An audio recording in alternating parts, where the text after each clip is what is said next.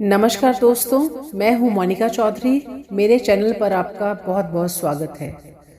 जैसी दृष्टि वैसी सृष्टि। इसका मतलब जैसे हमारे भाव होते हैं, हमें दूसरे लोग उसी तरह के नजर आते हैं।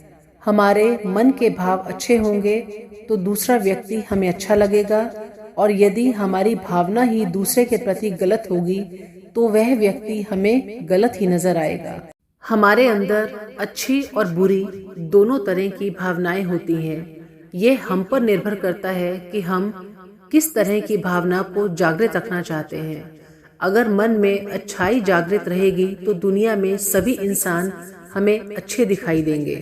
इस बात को अच्छे से समझने के लिए एक छोटी सी प्रेरणादायक कहानी बताऊंगी। प्लीज मेरी इस कहानी को शुरू से अंत तक सुनें। एक बार एक राजा के दरबार में एक बहुत ही बड़े चंदन के व्यापारी ने प्रवेश किया। राजा की दृष्टि उस पर पड़ी तो उसे देखते ही अचानक उसके मन में विचार आया कि कुछ ऐसा किया जाए ताकि इस व्यापारी की सारी संपत्ति राजकोष में जमा कर दी जाए। व्यापारी जब तक वहां रहा, राजा का मन रह रहकर उसकी संपत्ति को हड़प लेने का करता। कुछ देर बाद व्यापारी वहां से चला गया। उसके जाने के बाद राजा को अपने राज्य के ही एक निवासी के लिए आए ऐसे विचारों के लिए बड़ा खेद होने लगा। राजा ने सोचा कि मैं तो प्रजा के साथ न्यायप्रिय रहता हूँ, आज मेरे मन में ऐसा कलुषित विचार क्यों आया। उन्होंने अपने मंत्री से सारी बात बताकर समाधान पूछा। मंत्री ने कहा, इसका उत्तर देने के लिए आप मुझे कुछ समय दें। राजा मान गए। मंत्री बहुत ही बुद्धिमान था। वह इधर उधर समय ना खोकर सीधा ही व्यापारी के पास मित्रता बढ़ाने के लिए चला गया। व्यापारी के साथ मित्रता बढ़ने के बाद उसने पूछा, मित्र, तुम चिंतित क्यों हो? भारी मुनाफे वाले चंदन का व्यापार करते हो, फिर चिंता कैसी? व्यापारी बोला, मेरे पास उत्तम कोटि के चंदन का बड़ा भंडार जमा हो गया है।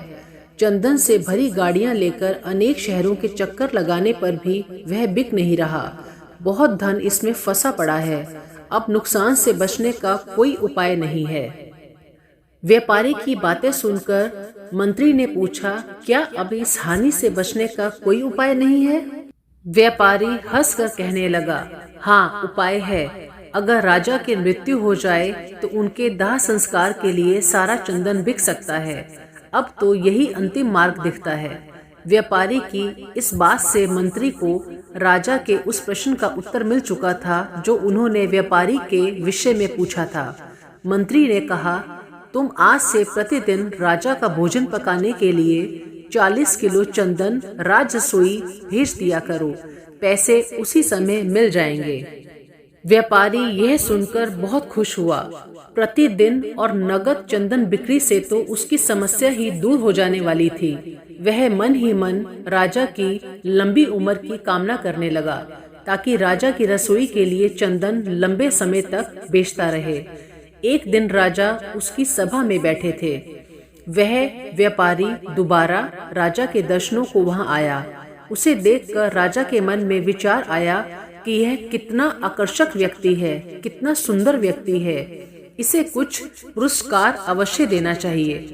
राजा ने मंत्री से कहा, जब यह व्यापारी पहली बार आया था तो उस दिन मेरे मन में कुछ बुरे भाव आए थे और मैंने तुमसे प्रश्न किया था। आज इसे देखकर मेरे मन के भाव बदल गए। इसे दूसरी बार देखकर मेरे मन में इतना परिवर्तन कैसे हो गया? मंत्री ने उत्तर देते हुए कहा, महाराज, मैं आपके दोनों ही प्रश्नों का उत्तर आज दे रहा हूँ। जब वह पहली बार आया था तब वह आपकी मृत्यु की कामना रखता था, लेकिन अब वो व्यापारी आपके लंबे जीवन की कामना करता है और आगे भी करता रहेगा। और यही कारण है कि आपके मन में इस तरह की दो भावनाओं ने जन्म लिया है। जैसी भावना अपनी होती है वैसा ही प्रतिबिंब दूसरे के मन पर पड़ने लगता है। यह एक मनोवैज्ञानिक सत्य है। तो इस कहानी का सार है कि आप जब भी किसी से मिलें तो एक सकारात्मक सोच के साथ ही मिलें, ताकि आपके शरीर से सकारात्मक ऊर्जा निकले और सामने वाला व्यक्ति उस सकारात्मक ऊर्जा से प्रभावित होकर आसानी से आपके पक्ष में विचार करने के लिए प्रेरित हो सके।